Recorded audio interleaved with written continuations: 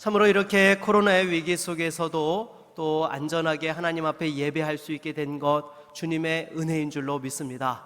우리가 그 주님의 은혜에 감사하며 또 방심하지 않고 또 우리가 최선을 다하여서 또 우리가 할 도리들은 잘 감당하면서 또한 늘 하나님 앞에 예배하는 우리 모든 성도님들과 주의 몸된 교회 될 수 있기를 바라겠습니다. 우리 옆에 계신 분들과 한번 인사할까요? 사랑하고 축복합니다.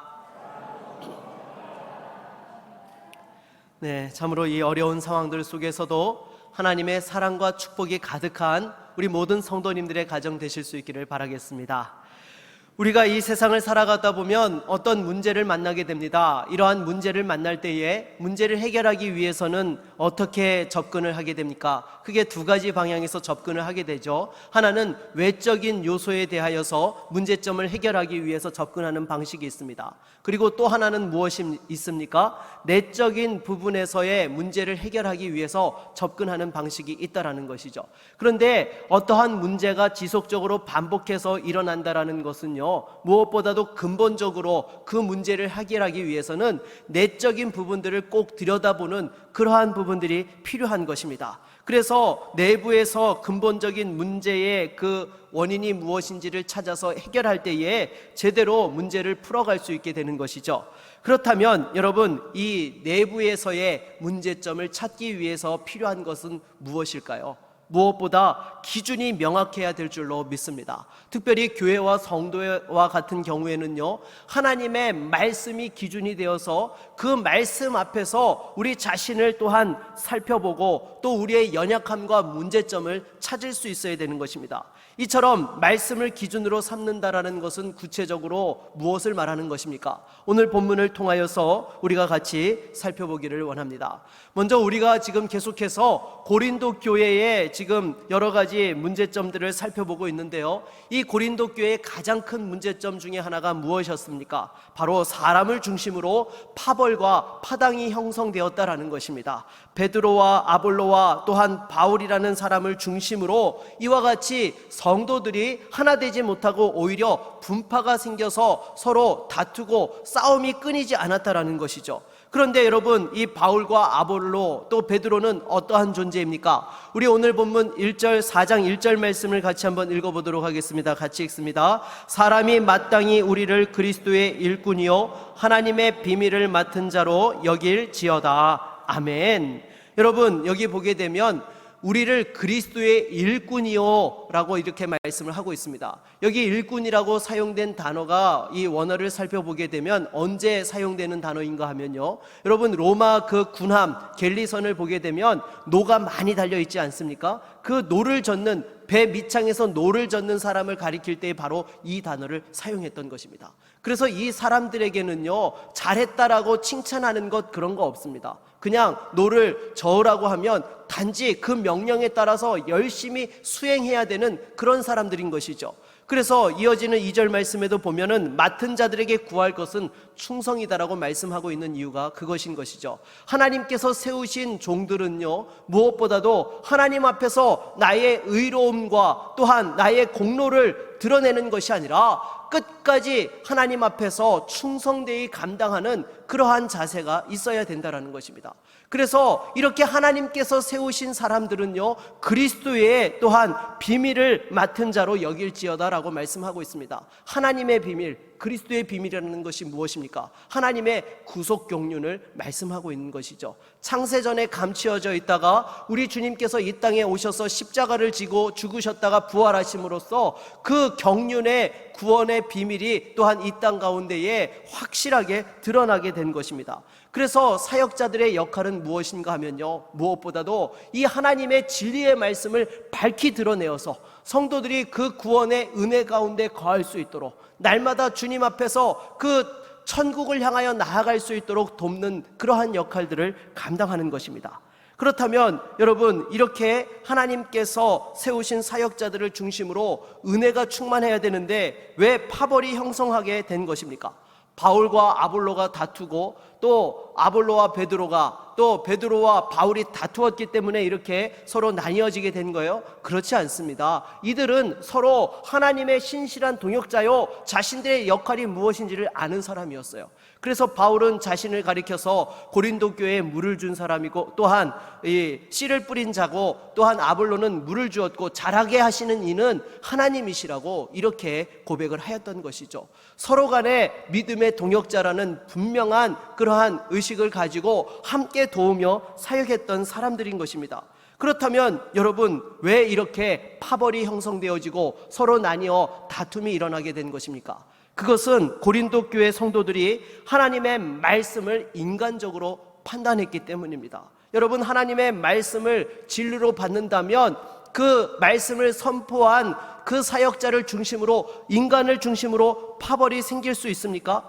그럴 수 없습니다. 하지만 이들은 말씀을 판단했던 것이죠. 내가 좋아하는 말씀, 내가 덜 좋아하고 싫어하는 말씀으로 이렇게 말씀을 판단하였고, 그러다 보니까 자신이 원하는 그러한 말씀을 전하는 사역자를 중심으로 이렇게 파벌이 형성되게 되었던 것입니다. 그러기에 사도 바울은 이러한 고린도 교회 성도들을 책망을 합니다. 우리 6절 말씀을 같이 한번 읽어볼까요? 6절입니다. 형제들아, 내가 너희를 위하여 이 일에 나와 아볼로를 들어서 본을 보였으니 이는 너희로 하여금 기록된 말씀 밖으로 넘어가지 말라 한 것을 우리에게서 배워 서로 대적하여 교만한 마음을 가지지 말게 하려 함이라. 아멘. 여러분, 사도 바울은 무엇보다 기록된 말씀 밖으로 넘어가지 말라라고 말씀하고 있습니다. 말씀 밖으로 넘어간다라는 것이 무엇입니까? 그것은 말씀에 순종하고 또한 그 말씀을 따라서 살고자 몸부림치는 거기보다는 내가 그 말씀을 판단하는 자리에 서는 것을 이야기하는 것입니다. 물론 여러분, 우리가 강단에서 선포되어지는 말씀이라 할지라도요, 이것이 하나님의 진리의 말씀인지 아니면 이단 교리를 지금 선포하고 있는 것인지 분별할 줄은 알아야 됩니까? 몰라야 됩니까? 알아야 됩니다. 진리의 말씀인지 아닌지 여부를 분별하는 그 분별의 능력은 필요합니다. 하지만 여러분, 진리의 말씀으로 선포되어졌다면 여러분, 그 말씀에 대하여서는 우리가 판단하고 평가하는 것이 아니라 순종하고 내 자신을 돌아볼 줄 알아야 되는 것입니다. 고린도 교회 성도들의 문제점이 무엇이었는가 하면 이 말씀 앞에서 자신을 돌아보기보다는 오히려 그 말씀을 가지고 다른 사람들을 판단하고 평가하고 비판하는 일들을 행하였다라는 것이죠. 사랑하는 여러분, 왜 이런 일들이 일어납니까? 무엇보다도 자신이 선줄로 알고 교만하기 때문에 이런 일들이 일어나는 것입니다. 여러분, 고린도 교회 성도들은 여전히 말씀 앞에서 그 말씀을 통하여서 영적으로 자라가야 되는 사람들이었던 것입니다. 그런데 이들은 어떠한 생각을 가지고 있었어요? 나는 이미 하나님의 은사를 체험하였고 또한 교회에서 여러 직분들을 받았기 때문에 내가 이미 완전한 자로 서 있다라고 그렇게 착각하였던 것이죠. 아니요, 여러분, 우리는 절대로 하나님 앞에서 선줄로 착각하지 말아야 될 줄로 믿습니다. 항상 주님 앞에서 나의 연약함이 무엇이고 말씀 앞에서 내가 어떻게 성장하고 주님의 장성한 분량에까지 이뤄야 될지 끊임없이 우리 자신을 돌아보고 점검하는 그런 모습들을 가져야 되는 것이죠. 그런데 여러분, 이러한 부분에 대하여서 바로 서지 못하니까 어떻게 됩니까? 끊임없이 오히려 선줄로 착각하고 다른 사람들을 판단하고 평가했던 것입니다. 그런데 여러분, 실은요, 이 사람을 판단하고 평가하는 것 사람이 할 수 있는 것입니까? 절대 할 수 없는 것입니다. 왜요? 사람은요, 그 사람의 속내를 다 파악하지 못하기 때문입니다.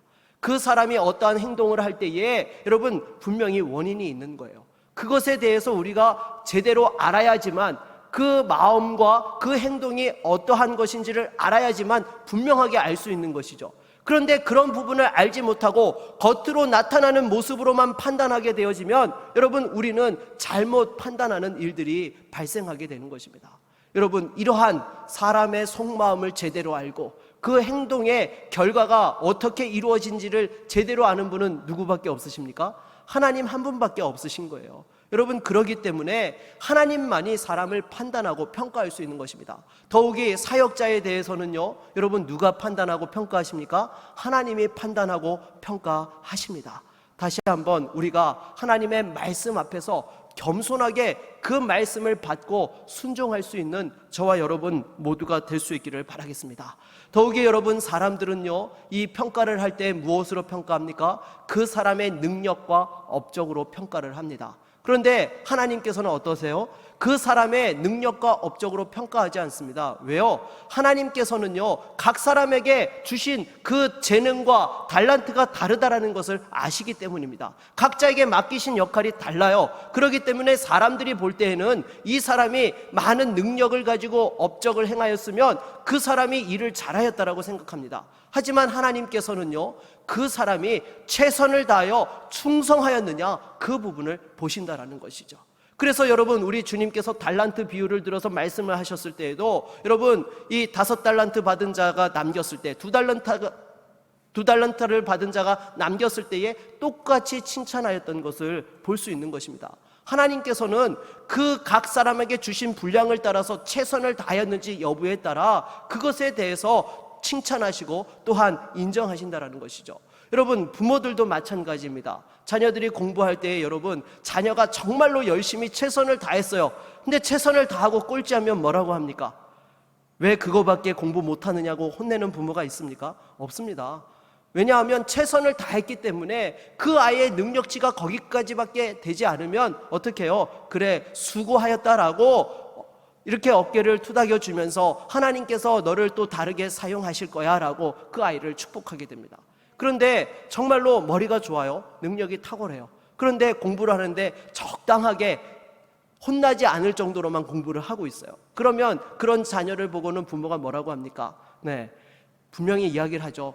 최선을 다해라. 너가 이 성적에 만족해하는 것이 아니라 정말 최선을 다해서 하나님 앞에서 쓰임받을 수 있도록 성실한 그러한 자세로서 네가 자라가야 된다라고 부모는 그렇게 말하게 된다라는 것입니다. 사랑하는 여러분, 사람들의 평가에 일희일비하지 마십시오. 사람들은요, 여러분에 대해서 제대로 알지 못합니다. 여러분을 제대로 아시는 분은 오직 하나님 한 분밖에 없다는 사실을 기억하시고, 정말로 하나님께서 우리가 그 어려운 상황 속에서도 충성되게, 사람들은 알아주지 않더라도 최선을 다하는 것 분명히 아시고 또한 그날에 잘하였다 칭찬해 주실 줄로 믿습니다.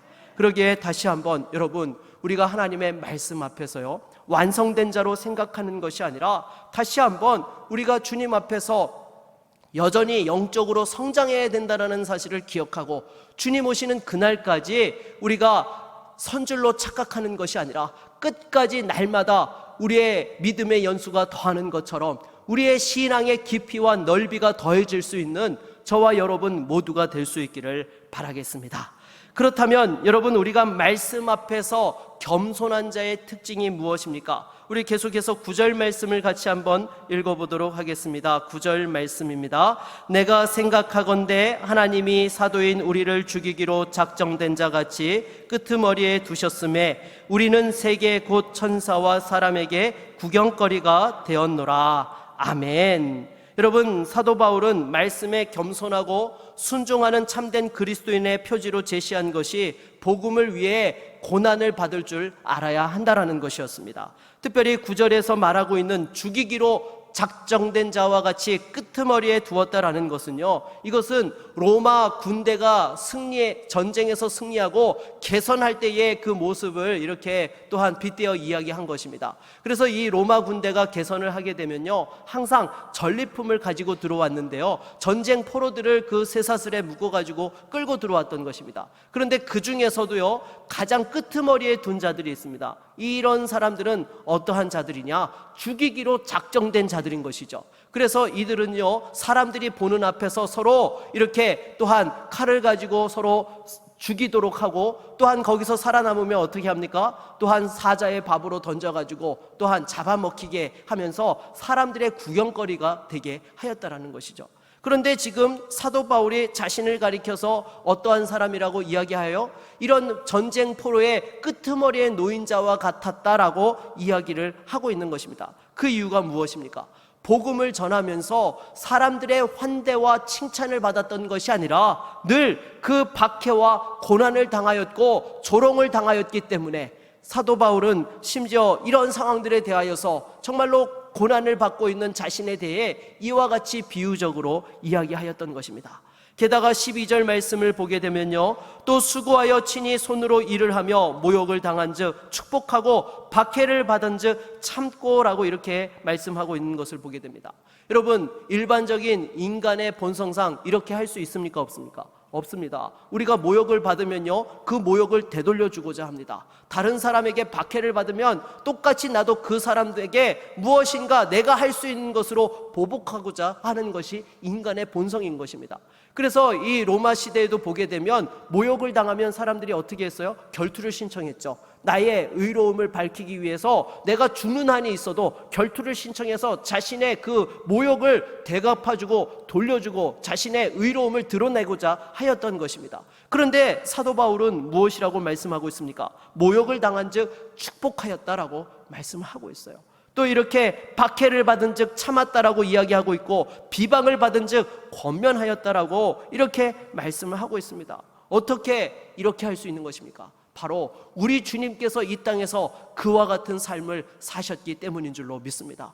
우리 주님께서 하늘 영광 보좌 버리시고 그 사람의 또한 천한 모습을 입고 이 땅에 오셔서 또한 십자가에 달려 죽기까지 많은 사람들을 섬기고 낮아지시는 그런 모습을 보여주셨기 때문에 사도 바울은 또한 자신도 그와 같이 복음을 위해서 고난을 받고 수고하는 것을 아끼지 않는다라고 말씀하고 있는 것이죠.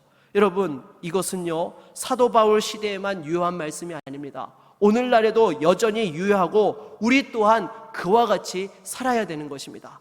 그런데 지난 40년 동안 우리 한국교회가 어떠했습니까? 겸손하게 주님이 가셨던 그 십자가의 길, 좁은 길을 따르기보다는 영광의 신학, 번역의 신학을 추구하였던 것이죠. 예수 믿고 형통해서 높은 자리에 올라서 행사하는 것이 하나님께 영광이고, 또한 그것이 정말로 성도들의 되어야 될 본분인 것처럼 그렇게 가르쳤던 것입니다. 여러분, 우리가 정말 이 세상에서 최선을 다해서 높은 자리에서 영향력을 행사해야 됩니까? 말아야 됩니까? 행사해야 됩니다. 근데 중요한 것은요, 그 자리에 올라가는 것이 중요한 것이 아니라 얼마만큼 그 자리에서 우리가 자기를 희생하고 자기를 부인하는 모습을 가질 수 있느냐, 그것이 관건인 것이죠. 그런데 여러분, 우리 한국교회와 한국사회를 향해서 어떠하였습니까? 하나님께서 정말로 축복해 주셔서 정말 우리 믿는 자의 숫자들이 적었음에도 불구하고 여러분, 90년대 이후에 장로 대통령이 2번이나 나왔습니다. 그리고 국회의원들 가운데에서 예수 믿는 자의 비율이 30% 이상을 다 넘어갔습니다. 어떻게 이런 일들이 나타난 것입니까? 하나님이 복을 주셨기 때문이죠. 하지만 그 결과 대한민국 사회가 변화되고 기독교의 진리가 선명하게 드러났습니까? 아니요. 오히려 세상의 교회를 걱정하는 지경에 이르게 되었다는 것입니다. 왜 그렇습니까? 우리가 입술로는 하나님의 영광을 외쳤지만 실제로는 자기의 유익과 영광을 구하였기 때문에 오히려 그 주신 축복을 제대로 쓰지 못하고 세상 가운데서 세상과 똑같이 되고 말았다라는 것입니다. 사랑하는 여러분, 교회의 영광과 성도의 영광은요, 세상의 높은 곳에 자리에 있는 것이 아닙니다. 어떤 자리에 있는지 관계없이 그 자리에서 자기를 부인하고 하나님 앞에서 자신을 희생하며 복음을 위하여 나 자신을 드릴 수 있는 것, 그때에 여러분 하나님의 영광이 나타나는 것입니다. 도리어 여러분, 세상의 영광의 자리는 성도를 넘어뜨리기 쉽고 유혹하는 미혹의 자리가 되는 경우들이 많습니다.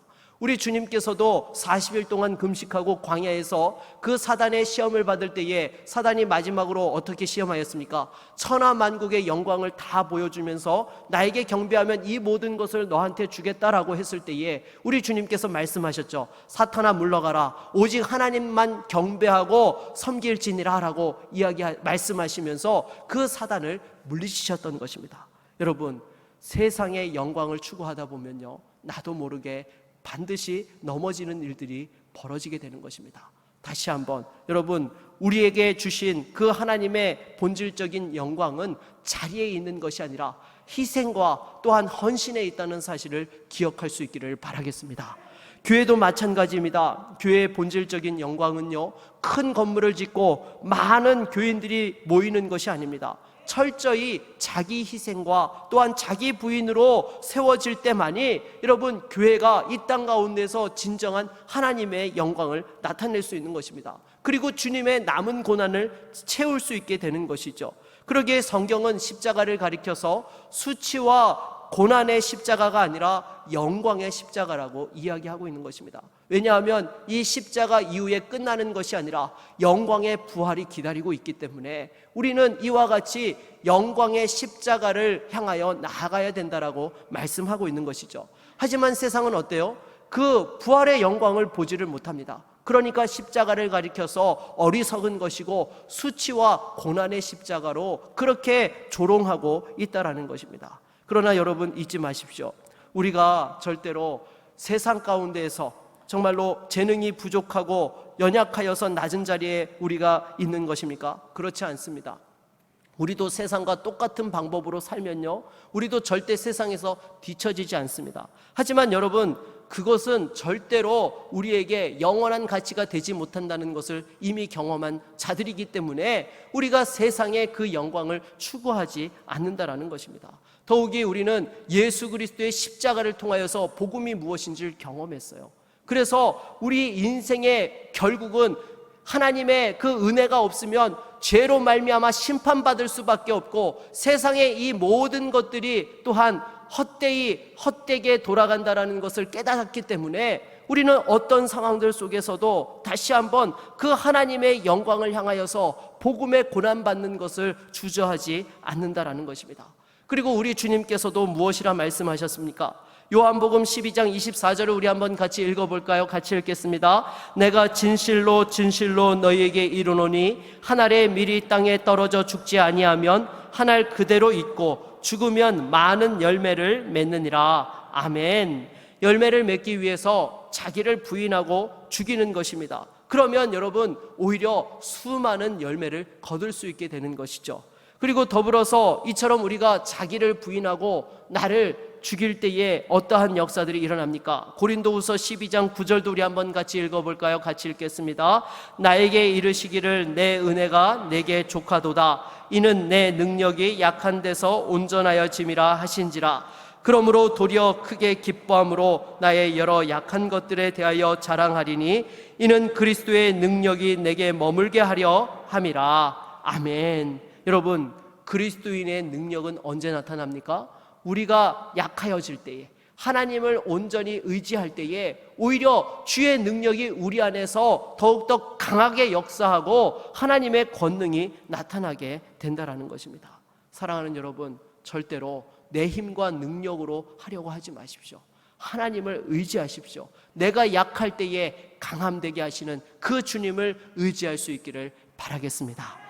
더불어서 여러분, 우리가 이 세상에서요, 세상의 그러한 유혹과 미혹에 넘어지지 아니하고 정말로 참된 그리스도인의 표지가 되어지는 이 복음의 고난을 감당하면서 나아가기 위해서는 어떻게 해야 됩니까? 절대로 세상과 여러분을 비교하지 마십시오. 내가 돈이 얼마 있느냐, 어떤 차를 타고 다니느냐, 몇 평짜리 아파트에 사느냐 등등 외적인 조건을 가지고 세상과 비교하지 마십시오. 여러분, 이런 것들은요, 아무리 좋은 것을 가지고 있어도요, 우리 안에 만족함이 채워집니까? 그렇지 않습니다. 끊임없이 우리 안에 다른 사람들과 비교하게 되는 것이죠.